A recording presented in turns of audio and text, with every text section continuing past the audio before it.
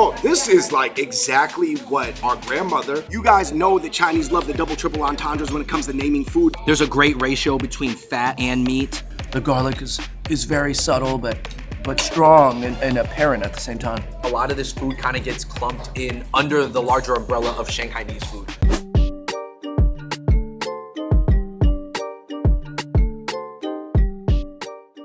You hear about China every day in the media, in some good ways and some bad ways, but lately it's probably been more of the latter. But what do you even know about China? I'm sure you've had Chinese food, but do you know what region it's from? That's why we started this series, What Are You Actually Eating? We're gonna break down the cuisine of China into 12 different regions, and we never even have to leave Manhattan. By the time you're done watching this series, you should know your stuff. First up is the Shanghai, Jiangsu, Zhejiang, Watertown region near the Yangtze River. Most famous for the xiaolongbao soup dumpling. The flavors are light, umami, sweet, and there's a lot of wine and bamboo accents. All right, guys, in today's video, we're gonna be exploring so many different levels of the Shanghai, Jiangnan, Watertown cuisine, but this is probably tier 1. Chile is providing you an imperial experience in terms of the cuisine from that region. They take their food very seriously, but they also take the decor seriously too. Inside, you'll see that they are trying to remake what is supposed to be a Hangzhou village from the Song Dynasty, which is over 1,000 years ago. Okay, so the English name is Chili, the Chinese name is Zheli, Zhe being the Zhe from Zhejiang. So I guess you could say 我们这里在吃这里 actually 这里. That's a tongue twister. Let's go, man. And we are looking at a Song Dynasty imperial feast fit for Emperor Zhenzong, the third emperor of the Song Dynasty. As far as ingredients, you see a lot of light flavors, kind of sweet, a lot of yellow wine as well. Obviously, this shrimp looks like it doesn't have a lot of flavor, but it's smoked with the tea leaf flavor. This is the wine crab. Obviously, you know, nothing is very spicy on the table. All right, here I got the wine-soaked crab. It's a little bit sticky on top. They take it apart for us. I've never actually had this, I don't believe. I've had Shanghainese blue crabs before, where everybody eats at a certain time of year, but this is something else, man. This is 醉蟹, drunken crab. Kablami, wow. I'm just gonna be eating a lot of the little pieces of the crab, which you can digest because this crab is so small and soft. Andrew, in Shanghainese, there's another dish called Qing Chao Sha. This is not this. This is Longjing shrimp. It looks the same though. We will have the other one, but this is way better, to be honest. This is a very delicate way to cook shrimp, lightly smoked. You just dip it with a little bit of this kind of sweet vinegar. Almost like a nice shrimp and cocktail. Wow. One thing you're gonna notice about this regions of food is that if it's not really sweet, it could be very, very light. And some people are gonna say, oh, it doesn't have a lot of flavor, but the flavor is gonna be very light and nuanced. All right, you guys, we have 2 Jiangnan fish dishes right here. I've got a crispy fish, Andrew, which almost just looks like a, crispy fish that could also be from the Cantonese region, but there's a lot of crossover. A lot of southern regions will eat fish like this. This is seasoned, it's fried, and then it's laying on a small puddle of soy sauce that's their own. And then here I have the smoked fish. Now, this is something that you're gonna see throughout this video. Back in the day, it's supposed to be smoked, but I think this one's fried. It's very, very sweet, very sticky, very crispy, and I like this dish a lot. Some people argue that this dish originates in Wuxi. Some argue that it's from Shanghai. Well, let me just tell you, Shanghai is gonna get the credit for a lot of dishes in this region because it's the biggest city, but you know, who really knows? It's from the general region. All right, you guys, our next 2 imperial style dishes, meaning that they're executed at a very fancy level, even beyond their regular versions, are Qianlong's favorite eel.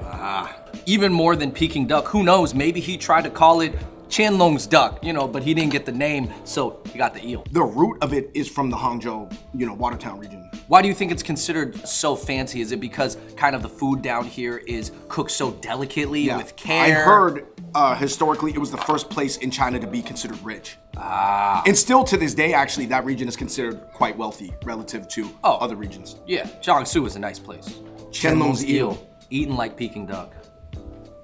All right, these are simple dishes you can find at pretty much every spot, but they won't be executed at this level, obviously as high as Chile is. This is a ji cai chao nian gao. So ji cai is a very particular vegetable that they use. It's almost like I want to say like a Chinese arugula. You're gonna see this used in fried rice, where you're gonna see white and green fried rice, oftentimes at Shanghainese restaurants. This is what it is. Ji cai chao nian gao. This is the loofah. Loofah is a type of vegetable that comes from Chile's special supplier. So I think you're gonna find this more in China than in America. I've actually never had loofah until I got to this restaurant. But this is a banger dish too. Yeah, they look like green noodles, but it's really more like shaved like a zucchini cucumber. It's better than zucchini. It does kind of taste like a zucchini stem. It's very soft. The garlic is very subtle, but strong and apparent at the same time. It's like buttery zucchini, but less bitter. Andrew, this is 醉鸡. This is wine chicken. You can find this at every single level of, Jiangnan Shanghainese restaurant. Here, obviously, they got the goji berries on top, some flowers and stuff a little bit elevated. More imperial, but you can find this anywhere. For me, sort of like the Longjing shrimp with the green tea flavor, I'm looking for a strong wine flavor. I want winos and alcoholics to go for this. Okay, last but not least, we got a sweet ceremonial dish. It means good luck. You're gonna eat it more for dessert. It's very popular in the region. You won't find these everywhere else in China. This is a date that's been pitted. It's been split in half, and then they kind of put the little rice mochi on the middle. It tastes a lot like chia gao. Chia gao is like a sticky rice date cake that, for me, Andrew, it's like one of my favorite things to eat. Yo, that was so dope to try like elevated Shanghainese food for the Imperial Song Dynasty. I think one thing that you guys will notice is that in a lot of parts of China, not all, there's like sort of like two different cuisines. There's an imperial cuisine and then like a layman's cuisine. It's the same thing in Beijing because society for so long was so hierarchical and stratified that people literally ate like two completely different things in the same city. So not all the spots that we go to are gonna be this fancy, but what I hope is that you're gonna see a lot of kind of Shanghainese region dishes that you have never seen before, because I think a lot of people, they're used to the xiaolongbao, they're used to the Shanghai chow mein and things like that, your regular Shanghainese dishes that are very legit and very good themselves, but it goes way deeper than that. Beyond xiaolongbao. Today, we're gonna be checking out authentic foods from Wuxi, Hangzhou, Shanghai, and more. Some of it's gonna be very authentic, some of it not as much, but we're gonna be learning the whole journey. So hopefully next time, you know what Chinese food you like, don't like, and most importantly, what Chinese food you're actually eating. All right, you guys, we are at Little Alley right now in Midtown. This did get a Michelin recommendation in 2020. This was started by a group of Shanghainese friends here in New York City. Let's get into it. I mean, we're looking at the starters right here. This is the malantou with gan tofu. So this is really representative of the Watertown regions and the cooking techniques because of the meticulous knife work. If you guys ever see somebody just going dum dum dum dum dum dum dum dum dum dum dum dum dum, that is representative of Jiangsu, Su Cai, Huayang Cai. Very light. A lot of Shanghainese food, you could kind of compare it to Japanese food. Moving on, finishing off our Shanghainese starters, you've got the crispy eel. If you look at that region, they're very much trying to take freshwater eel. They're just trying to accentuate the eel through the use of vinegar, soy sauce, ginger, simple. Over here, we've got shrimp noodles. This is actually a super slept on dish. I actually want to say that this is one of the most slept on dishes in the entire Chinese lexicon. This dish is incredibly underrated. This has dried shrimp, real shrimp. It has a lot of stir-fried scallions, and it's almost like an oil noodle, almost like a yopo mian, but the more of the Shanghainese oil scallion shrimp noodle. I'm just gonna go with the fork. This is a banger dish. Do not sleep on the shrimp with dried shrimp noodle. Another thing about the Watertown regions, your Jiangsu, your Zhejiang, your Shanghai, your Anhui's, there's actually a ton of Buddhist traditions there. This is gluten, honey tofu, cold, sweet, vegetarian. As you can see, everything sort of shares a similar color profile due to the chikiang, light black vinegar, soy braise. Of course, this one throws in the addition of heavy ginger. This is crispy fried eel right here, guys. Kind of a controversial dish because a lot of people don't like eel, but to me, the eel has been sliced into thin strips, almost like a calamari. You don't eat the whole squid, you don't eat the whole eel. The chikiang vinegar is strong with this one. I've got to say, between this and the shada mian, these were my two favorite, easily 5 out of 5. All right, you guys, the mains have arrived here at Little Alley. Like we said, there used to be only 4 main Chinese cuisines. It was Lu, Su, Yue, and Chuan, right? So Lu and Su, they kind of compete to see who's like the originator of all Chinese food. This is Su, Jiangsu. Lu Guo was more like Shandong. That's where Confucius is from, also where our mom's from. But our grandma is from the Su side. So shout out to Jiangsu. Sucai, which is what we're actually talking about in this video, breaks down into a bunch of different subdivisions. And one of the more royal subdivisions is Huaiyangcai. You guys know that Chinese love the double triple entendres when it comes to naming food. This is a squirrel fish. I heard it is because when you cut up the fish, this dish looks like pine cones, squirrels like pine cones, squirrel fish. You draw the connection, you see the dominoes fall. Honestly, guys, this is just an ultra high quality sweet and sour with all natural ingredients, no fillers, no substitutes. Western people would like this fish, they would like the flavor, but you know, in terms of form, you probably need to make it a fillet. Like we were saying, there's a lot of subdivisions of Sucai, Jiangsu, Watertown food. This is actually for sure part of the Huaiyang cuisine. Boom, you guys, you got a quail egg right in the middle. A lot of different people do their own version of this. I know like Taiwanese people really like their own version, but this is a more elevated, classical Shanghainese style. Lion's head meatball. This is probably the largest meatball in Chinese cooking. It's like a zongzi without the rice and the mung bean, but the meat is being the rice and the mung bean. All right, so here you have your eel dish with ginger scallion. Now this is gonna be a little bit different than the crispy eel because you can still kind of see the eel pieces, and I think that bothers some people. I'm not gonna lie, I'm not a huge fan of eel usually, but they've kind of removed a lot of the visually disturbing aspects of the eel, so you can't really tell what you're eating. It almost looks like mushrooms or a type of noodle. Dongpo roe, this is the red braised pork belly, and this actually, the story behind this is really interesting. It's named after a guy named Su Dongpo, and he was like a famous poet and writer and pharmacist back in the day. He perfected this recipe, and that's what I love about Chinese cooking, is that there's just so many stories behind it. Now, whether or not they're 100% true, we'll never really know, but the fact is Chinese love their stories and they love their meaning. This is crispy duck. It resembles a lot more of the Cantonese fried chicken than it does Peking duck, let's be honest, but I love that there's different styles of fried and roasted duck. Think about it. Think of how deep the cuisine has to go for there to be different styles of crispy duck. You know, eels are really polarizing because it does remind people of snakes, and I'm not gonna lie, maybe that's one of the reasons why I don't usually love it, but man, this one looks good, and you know, they really clean it up for you here. I gotta say, for better or for worse, it doesn't really taste like eel. And for me personally, I like that, but it has still some of that fishy flavor in there. Strong ginger scallion. So this Dongpo pork does fall underneath the Huaiyang cuisine. So, and I think the cool thing is a lot of these dishes are named after poets. The crispy duck may not be, but this one is. You know, naming this the Dongpo pork is kind of like naming something like the Edgar Allan pulled pork or something. You know, it's just because in Chinese culture they just revere poets and scholars so much. I'm gonna eat it with this bun. Now, eating it with the white bun is actually not super traditional, but I think with the rise of the popularity of the Taiwanese guabao, I think that it makes sense to start serving this, especially at a modern spot like Little Alley. Another trait of this dish is that the pork is so soft I can chop it with my chopsticks. There's a great ratio between fat and meat. And I know that it's red, so it looks very sweet and sour, but actually the flavor's pretty light. I might even have to drizzle some of this chili oil on top. Ooh! And just eat it straight up. Wrapping up here at Little Alley, like I said, I would say the dishes here are a little bit more centric on the royal, sort of like festive, a little bit fancier than your average Shanghainese spot type dishes. We're looking at the tangyuan, which is something that you eat during, you know, Lunar New Year, Chinese New Year. They're filled with sesame balls. I happen to like the coconut milk version, you know, which is more southern of me, but these look really like they have a good ratio. Let me get in there.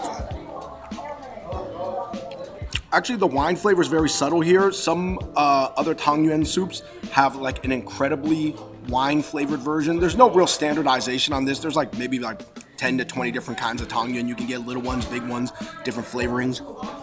All right, you guys, we are at Tipsy Shanghai right now, and we are not at Joe's Shanghai. This is not your typical Shanghai fried noodles and you have your big xiaolongbao here. This is very traditional. Oh, this is like exactly what our grandmother ate all the time. Andrew, we are looking at dishes, again, very traditional Shanghainese home-style cooking right here. Bro. These are just tiny braised shrimps. So you can actually peel everyone. Knowing you, Andrew, you're not gonna do that. You're just gonna eat it. Oh no, man, I might eat the whole thing. Yeah, I'm gonna definitely eat the whole thing. That was super good. Wow. That was relatively even better than the fish. Yeah. That was packing the flavor. All right, David, these are the Wuxi Xiaolongbao, not Shanghai Once style. you bust them open, Andrew, you'll see. Why don't you show the people why the Wuxi style is different? And then to some people, it's better. I feel like the soup is a little bit sweeter. It's a little bit more almost sugary, to be honest. And I would say this is a really sweet Xiaolongbao right here.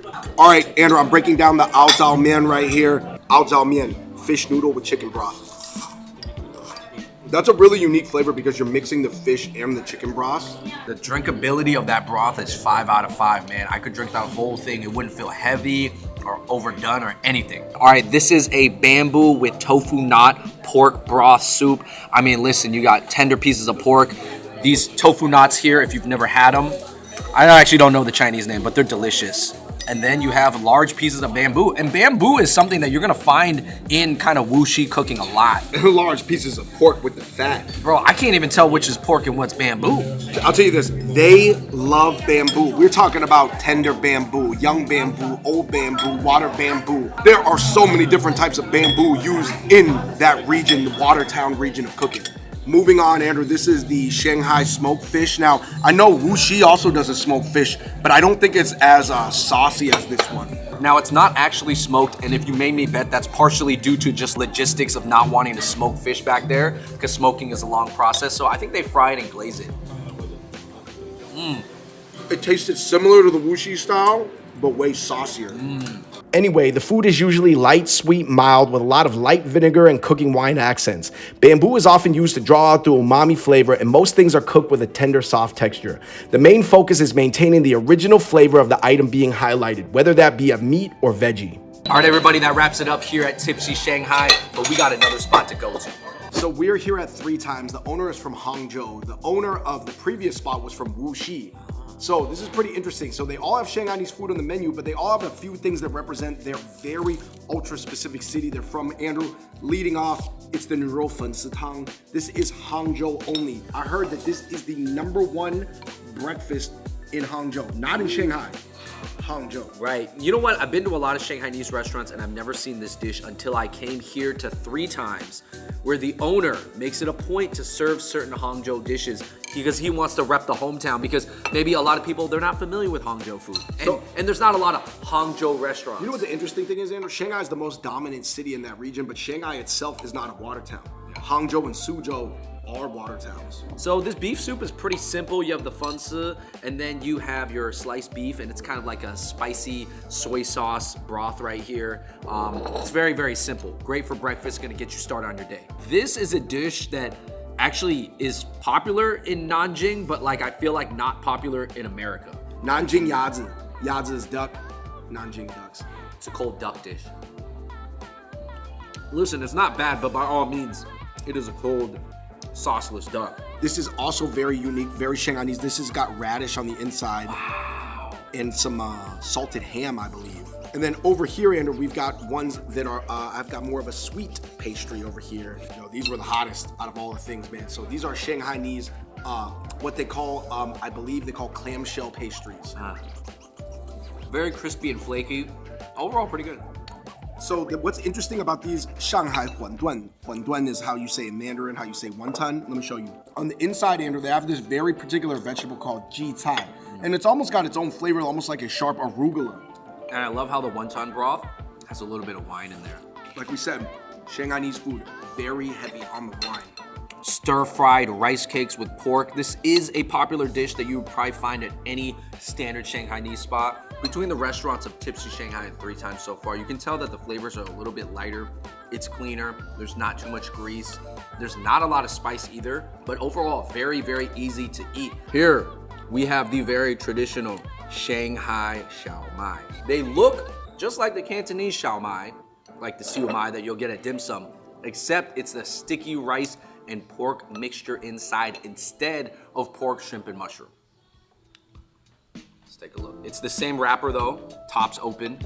They drop the top. These you will find at all times in the morning. I mean, this is like essentially a rice dump. Last but not least, David, we have the second most famous bao from the Shanghai region, which is the Shenzhen bao. David, do you know if the filling is usually pretty similar to a Xiaolongbao? I feel like it is. Yeah, it does feel like it's still got the same braised meat, Shenzhen bao. Oh, I'll tell you here at 3 times, these are really good. I don't even like Bao, to be honest, everywhere I get them, because I think it's such an easy dish to mess up, because there's like steaming elements and frying elements. But this one is good. I would say 3 times has an amazing ratio of bao to meat to fried side. Bao is fluffy enough, but it's not too fluffy. Man, this one's good. All right, Andrew, we're wrapping up here at 3 times as we continue our sort of Shanghai, Jiangsu, Zhejiang, Anhui crawl. What was your favorite thing? Honestly, my favorite thing here at 3 times, you know, like we said, this is kind of like a Hangzhou spot, are these clamshell pastries. Those were really good, and especially try the radish one with ham. My favorite thing here that you got to get is the Bao. It's just fluffy enough. The size is right there. It's crispy on the bottom, just enough juice. Hey, overall, guys, you know, they still got some dishes here at 3 times, again, that are 正好吃. All right, you guys, so we are at 456 New Shanghai Restaurant. This is really representative. Basically, the New York style of xiaolongbao is gonna have a lot more juice. The skin is gonna be thicker to accommodate the larger size to prevent it from breaking. But even versus a Shanghainese style, I think that the oil and the gelatin is gonna be much thicker. To be honest, you know, after looking at a lot of people's tables here, they're not really making it beyond the xiaolongbao or maybe the fried chow mein, you know. They're keeping it super basic. Now, here's the thing about Shanghainese food in America. It's really interesting because that overall Shanghai region, like we've been talking about in this video, has like hundreds of dishes. But most people in America, when they say they like Shanghainese food, they're really only talking about 3 to maybe 5 different dishes. So actually, guys, if you guys have ever been to a Din Tai Fung from Taiwan originally, but now globally, they have restaurants everywhere, you're gonna find a lot of these dishes because Din Tai Fung, despite being from Taipei, Taiwan, is Shanghainese based. So for example, this is Tai Tiao Yu. This is a seaweed fried fish specific to the Shanghai region. You probably could get it around Shanghai, but really this is where it's from. We are at a New York style Shanghainese restaurant, which is a little bit more Americanized. They do give you the salt here. This is authentic. So it's really interesting. Everything on the table here is authentic, but it just looks different slightly in form. This is actually a Shanghainese dessert right here. I think they also eat it in Ningbo, if I'm not mistaken. This is very traditional. I do not think a lot of young people would order this. This would be something definitely for the older crowd. This is Zuiqi, aka drunken chicken. And man, this dish really also epitomizes the region because it's so light and it just uses wine as the primary flavoring, keeping the ingredients, whether it's the shrimp or the chicken, in such a clean format. I mean, that is very, very, very emblematic of the Jiangsu region. All right, and our last appetizer here, we have the aromatic beef. Now this is like a kind of boiled beef shank that's been marinated in some seasoning. I'm not gonna lie, some other spots, they give you like a side dip, you know, something for you to put it in, some vinegar or soy sauce, but they're just telling you just to eat the beef straight up. I thought that beef was gonna be dry. It is not. I'm feeling the aromatics. You are looking at a zhuti, a pork pump, aka a pork shoulder right now.